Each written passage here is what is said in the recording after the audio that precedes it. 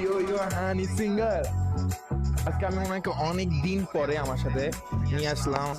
আজকে আমি নিজে আপনার ডিয়ার নিব। আপনি কি ডিয়ার দিবেন আমাকে বলেন। আমার গার্লফ্রেন্ড সবগুলাকে আজকে কল দিব। আসলে কেন বলতেছে আমাকে যে সে নাকি অনেক লয়াল একটা গার্লফ্রেন্ড পাইছে, আচ্ছা আমি বাকিটা পরে দেখাবো, বলবো না আর কিছু। অনেক ভালোবাসার নাকি একটা মানুষ পাইছে। ওই মানুষটা তো আপনাকে কেয়ার করবে এখন। কেয়ার করবে না, ওর বাপ সহ আমাকে কেয়ার করবে।